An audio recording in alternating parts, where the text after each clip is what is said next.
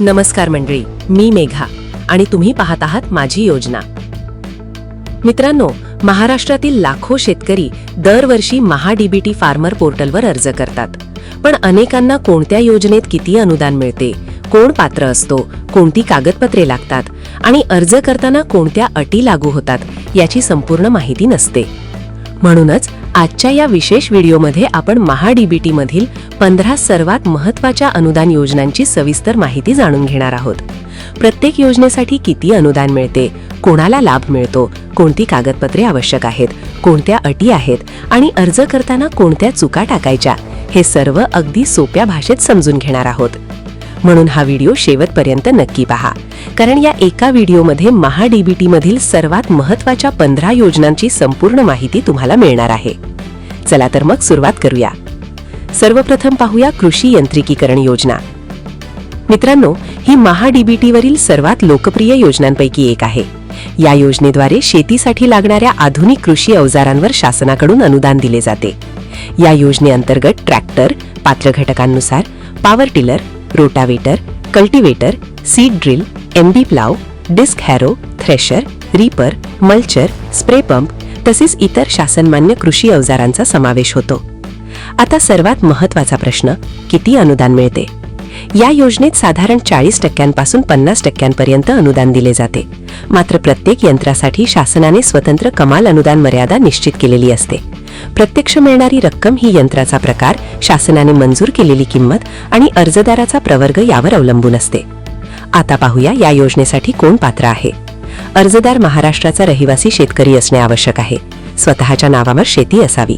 आधार card आणि bank खाते एकमेकांशी लिंक असणे आवश्यक आहे. 7/12 आणि 8 उतारा उपलब्ध असणे गरजेचे आहे.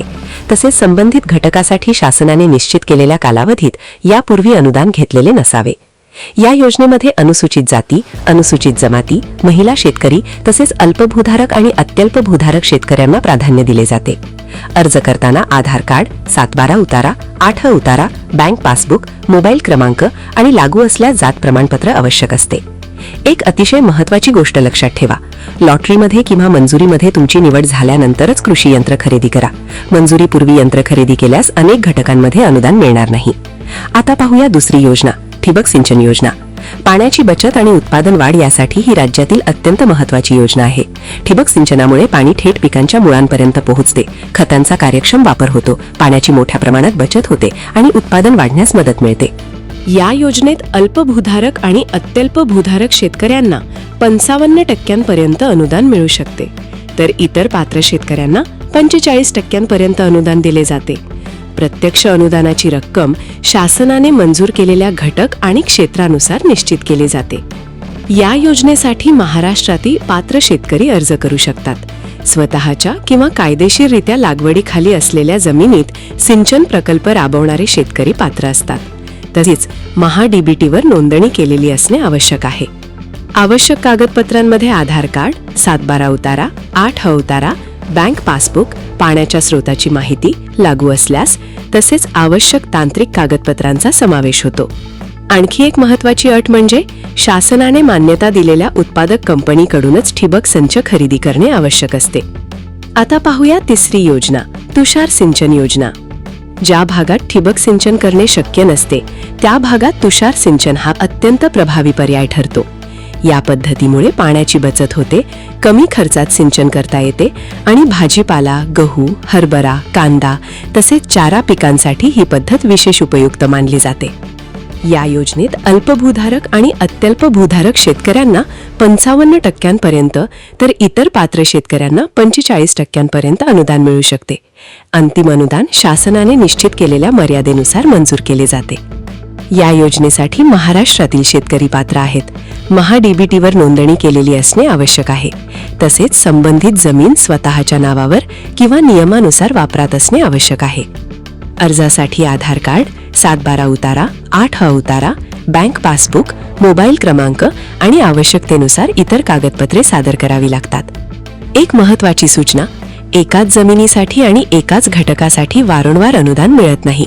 त्यामुळे अर्ज करण्यापूर्वी आपण यापूर्वी त्या घटकाचा लाभ घेतला आहे का याची खात्री करून घ्या.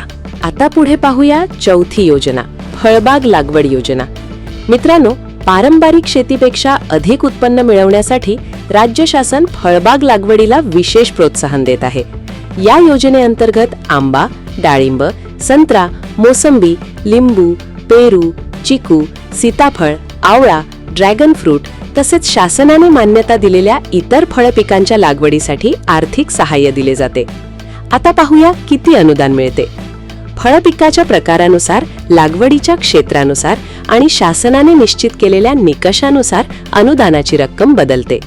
अनेक फळ पिकांसाठी साधारण 40% पासून 50% किंवा प्रति हेक्टर शासनाने निश्चित केलेल्या कमाल मर्यादेनुसार अनुदान दिले जाते. काही फळ पिकांमध्ये लागवडीनंतर देखभाल आवश्यक असल्यामुळे अनुदान टप्प्याटप्प्याने म्हणजेच हप्त्यांमध्ये दिले जाते.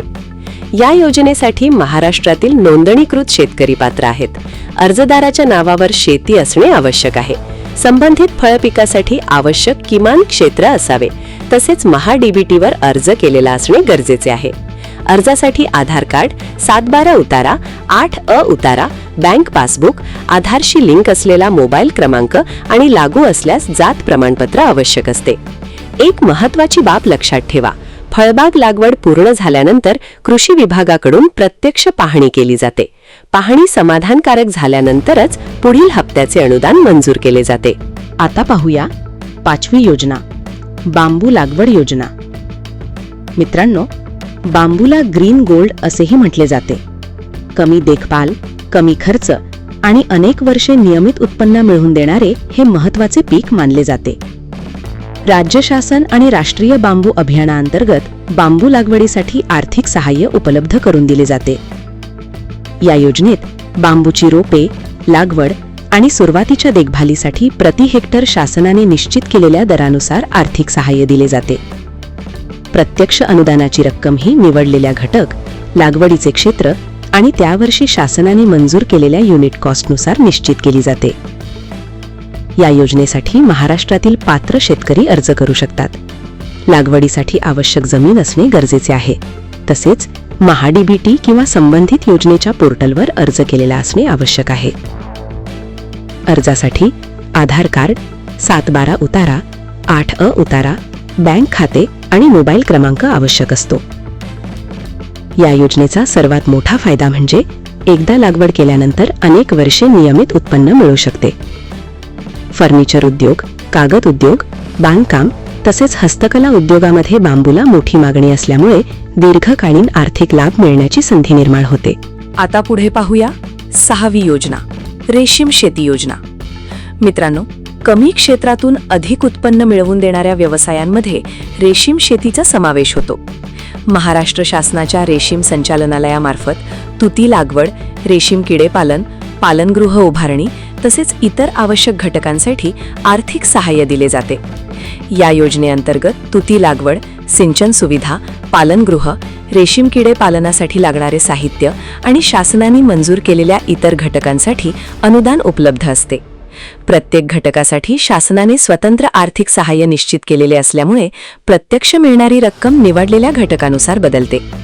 या योजनेसाठी महाराष्ट्रातील इच्छुक शेतकरी पात्र आहेत. तुती लागवडीसाठी योग्य जमीन असणे आवश्यक आहे. शासनाने दिलेल्या तांत्रिक मार्गदर्शक सूचनांचे पालन करणे गरजेचे आहे आणि ज्या ठिकाणी आवश्यक असेल तेथे प्रशिक्षण पूर्ण करावे लागू शकते. अर्जासाठी आधार कार्ड, 7/12 उतारा, 8 उतारा, बँक पासबुक आणि मोबाईल क्रमांक आवश्यक असतो. या योजनेमुळे कमी क्षेत्रातून अधिक उत्पन्न मिळण्याची संधी मिळते. वर्षभर रोजगार उपलब्ध होऊ शकतो. तसेच रेशीम उद्योगाशी थेट जोडले जाऊन अतिरिक्त उत्पन्नाचा मार्ग खुला होतो. आता पाहूया 7वी योजना, मधुमक्षिका पालन योजना. मित्रांनो, शेतीसोबत अतिरिक्त उत्पन्न मिळवायचे असेल तर मधुमक्षिका पालन हा अतिशय चांगला आणि फायदेशीर व्यवसाय ठरू शकतो. मध विक्रीतून उत्पन्न मिळतेच, पण मधमाशांमुळे पिकांचे परागीभवन अधिक चांगल्या प्रकारे होते. त्यामुळे उत्पादन वाढण्यासही मदत मिळते. या योजनेअंतर्गत मधुमक्षिका पालनासाठी लागणारे बॉक्स, मधमाशी वसाहत म्हणजेच बी कॉलनी, विविध उपकरणे तसेच शासनाने मंजूर केलेल्या इतर घटकांवर आर्थिक सहाय्य दिले जाते. आता पाहूया किती अनुदान मिळते. मधुमक्षिका पालनासाठी शासनाने निश्चित केलेल्या युनिट कॉस्टनुसार अनुदान दिले जाते. प्रत्यक्ष मिळणारी रक्कम निवडलेल्या घटक, योजनेचा प्रकार आणि शासनाच्या मंजूर दरानुसार बदलते. या योजनेसाठी महाराष्ट्रातील पात्र शेतकरी अर्ज करू शकतात. महाडीबीटीवर नोंदणी केलेली असणे आवश्यक आहे. आधारशी लिंक असलेले बँक खाते असणे गरजेचे आहे. तसेच काही घटकांमध्ये एकात्मिक शेती पद्धती स्वीकारण्याची अट लागू असू शकते. अर्जासाठी आधार कार्ड, 7/12 उतारा, 8 उतारा, बँक पासबुक आणि मोबाईल क्रमांक आवश्यक असतो. या योजनेमुळे मध विक्रीतून अतिरिक्त उत्पन्न मिळते. मेण आणि इतर उत्पादनांची विक्री करता येते. पिकांचे परागीभवन सुधारते आणि कमी गुंतवणुकीत चांगला पूरक व्यवसाय उभा करता येतो. आता पाहूया 8वी योजना, सेंद्रिय शेती योजना. मित्रांनो, आजच्या काळात सेंद्रिय शेतीकडे शेतकऱ्यांचा कल वाढत आहे.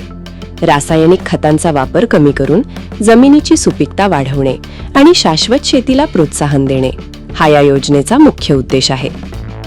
या योजनेअंतर्गत गांडूळ खत, जैविक खते, सेंद्रिय इनपुट निर्मिती, हिरवळीचे खत तसेच शासनाने मंजूर केलेल्या इतर घटकांसाठी आर्थिक सहाय्य उपलब्ध करून दिले जाते.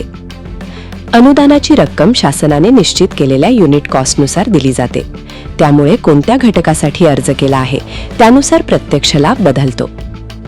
या योजनेसाठी महाराष्ट्रातील पात्र शेतकरी अर्ज करू शकतात. महाडीबीटीवर नोंदणी केलेली असणे आवश्यक आहे. तसेच शासनाने नमूद केलेल्या सर्व अटी पूर्ण करणे गरजेचे आहे. आता पुढे पाहूया 9वी योजना, पीक प्रात्यक्षिक योजना. मित्रांनो, नवीन तंत्रज्ञान शेतकऱ्यांपर्यंत पोहोचावे, आधुनिक शेती पद्धतींचा वापर वाढावा आणि उत्पादनात वाढ व्हावी या उद्देशाने कृषी विभाग पीक प्रात्यक्षिक योजना राबवतो.